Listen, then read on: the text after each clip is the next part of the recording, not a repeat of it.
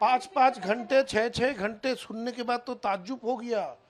एक एक senior MLA ministers बोल रहे 5-5 6-6 घंटे उसके घर के नीचे बैठना पड़ता था और 5 घंटे बाद आके बोला जाता था आज मिल नहीं सकते हैं। ये अपमान दिल में बैठा दबा के रख दिया था। आज हम लोग तो ट्रिगर है, हम लोग बोलेंगे सब आ जाएगा, ऐसा तो होगा नहीं। हम लोग इतने बड़े भी लीडर्स नहीं है, हम लोग सिर्फ ट्रिगर है। मन में लोगों का दुख था, वो दुख का ये इसी तरीके से उसका आउटबर्स्ट हुआ है। 58 सिग्नेचर आपके पास में है अभी और सारे जो विधायक है उस साइड में है, इधर और कितने आने के चांसेस है? 60 के ऊपर हो चुका है और भी बढ़ेंगे, इंतजार कीजिए और भी बढ़ेंगे। फिरहाद हकीम एक चेहरा है जो मेयर है, आप कॉर्पोरेशन से भी जुड़े हुए हैं, उनके इस्तीफे की जो बात हो रही है, क्या लगता है ये बोर्ड कब तक टूट जाएगा? आज एक हाउस होने की बात भी है। देखिए ये फिरहाद हकीम ही बोल पाएंगे, लेकिन उनके ऊपर भी दल से प्रेशर दिया जा रहा है कि अभिषेक बनर्जी के घर में जो नोटिस दिया जा रहा है वो उसको रोक क्यों नहीं रहे हैं।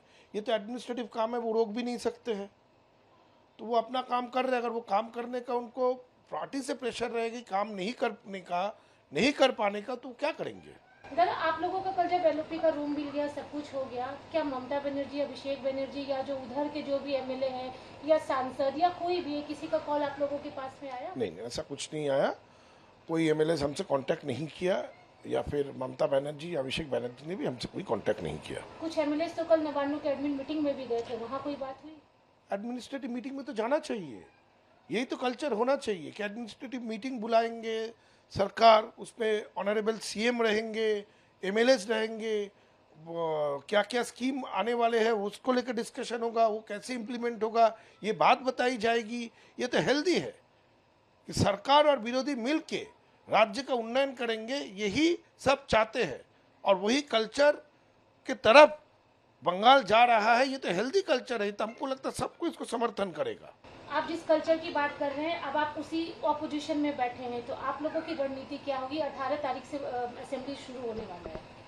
जहाँ पे विरोध करने का वहाँ पे पुरजोर विरोध करेंगे, हाउस के अंदर विरोध करेंगे, बाहर विरोध करेंगे, लेकिन गठनमूलक विरोधिता करेंगे, विरोधिता करने के लिए विरोधिता नहीं। ऐसा तो नहीं होगा कि सरकार पक्ष बोलती रहे और आप लोग वॉकआउट करते जाइए? वो तो आप 18 तारीख से जब शुरू होगा आप लोग देखिएगा। वॉकआउट करने का तो सवाल, वॉकआउट करके तो आप कहीं ना कहीं मदद दे देते हैं।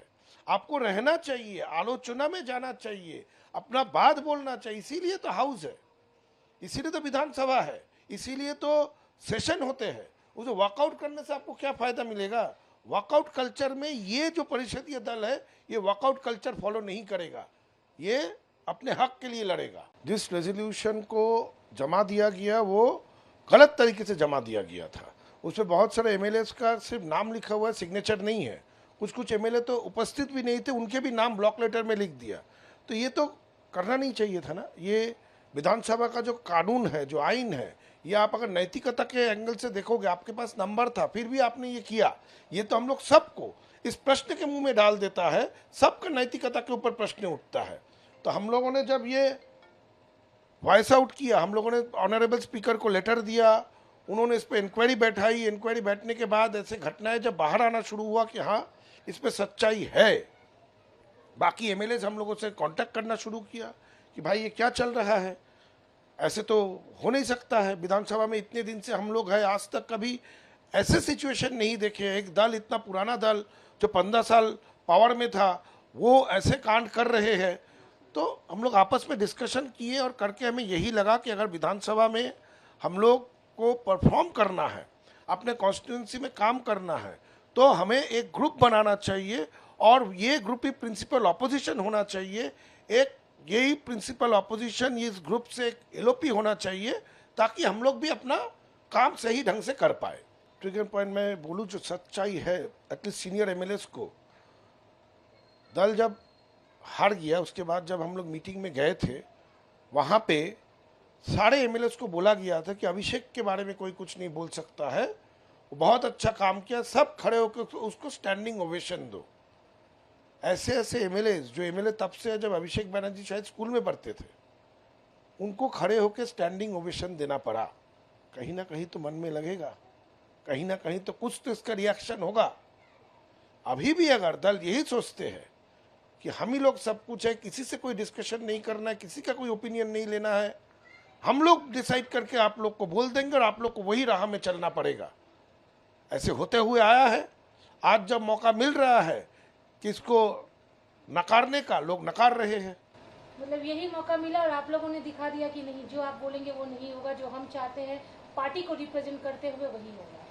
जो हम चाहते हैं नहीं, जो सबके साथ आलोचना के माध्यम में जो सामने आएगा वही होना चाहिए। डेमोक्रेसी तो इसी को कहते हैं। डेमोक्रेसी, हम लोग का डेमोक्रेटिक कंट्री है, पार्टी के अंदर भी डेमोक्रेसी होना चाहिए। अगर डेमोक्रेसी नहीं होगा तो आप ज़्यादा दिन सर्वाइव नहीं कर पाओगे। अगर सर्वाइव करना है तो डेमोक्रेसी लाना ज़रूरी है। ये जो हम लोग का ऑपोजिशन ब्लॉक जो बना है, सारे विधायकों ने यही डिसीजन लिया कि ऋतुव्रत बनर्जी एलओपी बनने से अच्छा होगा। इस पर ऐसा कोई बात नहीं कि वो क्यों बने, हम क्यों नहीं बने, इससे क्या फ़र्क पड़ता है। आखिर में ये टीम विधानसभा में अच्छा से काम कर पाए, डेमोक्रेटिकली काम कर पाए, खुल के काम कर पाए, अपना जो ओपिनियन है वो दे पाए, ये ज़्यादा इंपॉर्टेंट है। तो आप बोल रहे कि एलओपी, डेप्यूटी एलओपी, इस बारे में बोल रहे हैं। हाँ, ये सब मिल के डिसाइड किया। सारे एमएलएस को पूछा गया, सब ने अपना अपना ओपिनियन दिया। फिर सबके ओपिनियन लेने के बाद सब ने जिस पे सहमति दिया वही हुआ। रिप्रेजेंटेशन तो सभी का है। आप लिस्ट देखिए, ऐसा तो नहीं है, रिप्रेजेंटेशन सभी का है और इसको इस नज़र से देखना नहीं चाहिए। यहाँ पे देखिए जो लोग इस लिस्ट में सारे, कुछ एक्स मंत्री है, कुछ बहुत दिन के विधायक है। तो जो जो काम कर सकेगा, जो ग्रुप को लगा, जो टीम को लगा, उसी को वो काम में नियुक्त किया गया है। एक चीज और देखा गया है कि ममता के टीम में पूरे रिबेल बागी होकर कर रहे। उन्होंने सबने कहा कि हमारी तो अपॉइंटमेंट्स ही नहीं होती थी अभिषेक के साथ में। क्या कभी सोचा गया था आप लोगों को 5-5 घंटे, 6-6 घंटे सुनने के बाद तो ताज्जुब हो गया। एक एक सीनियर एमएलए, मिनिस्टर्स बोल रहे 5-5, 6-6 घंटे उसके घर के नीचे बैठना पड़ता था और 5 घंटे बाद आके बोला जाता था आज मिल नहीं सकते हैं। ये अपमान दिल में बैठा, दबा के रख दिया था। आज हम लोग तो ट्रिगर है, हम लोग बोलेंगे सब आ जाएगा, ऐसा तो होगा नहीं। हम लोग इतने बड़े भी लीडर्स नहीं है, हम लोग सिर्फ ट्रिगर है। मन में लोगों का दुख था, वो दुख का ये इसी तरीके से उसका आउटबर्स्ट हुआ है।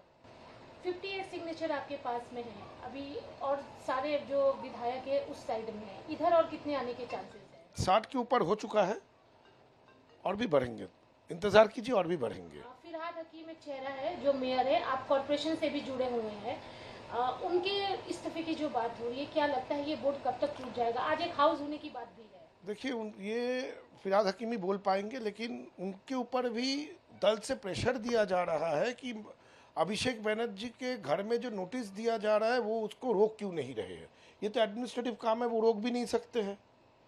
तो वो अपना काम कर रहे हैं। अगर वो काम करने का उनको पार्टी से प्रेशर रहेगी, काम नहीं करने का, नहीं कर पाने का, तो क्या करेंगे?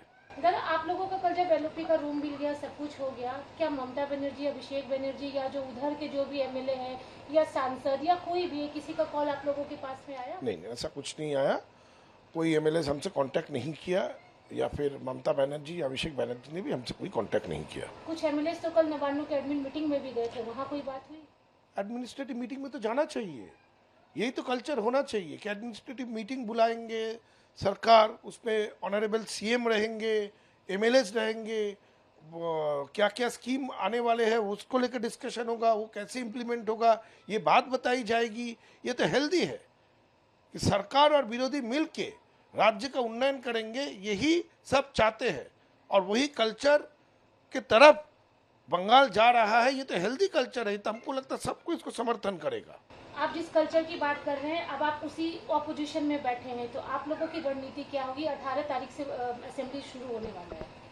जहाँ पे विरोध करने का वहाँ पे पुरजोर विरोध करेंगे, हाउस के अंदर विरोध करेंगे, बाहर विरोध करेंगे, लेकिन गठनमूलक विरोधिता करेंगे, विरोधिता करने के लिए विरोधिता नहीं। ऐसा तो नहीं होगा कि सरकार पक्ष बोलती रहे और आप लोग वॉकआउट करते जाइए? वो तो आप 18 तारीख से जब शुरू होगा आप लोग देखिएगा। वॉकआउट करने का तो सवाल, वॉकआउट करके तो आप कहीं ना कहीं मदद दे देते हैं। आपको रहना चाहिए, आलोचना में जाना चाहिए, अपना बात बोलना चाहिए। इसीलिए तो हाउस है, इसीलिए तो विधानसभा है, इसीलिए तो सेशन होते हैं। उसे वॉकआउट करने से आपको क्या फायदा मिलेगा? वॉकआउट कल्चर में ये जो परिषदीय दल है, ये वॉकआउट कल्चर फॉलो नहीं करेगा, ये अपने हक के लिए लड़ेगा।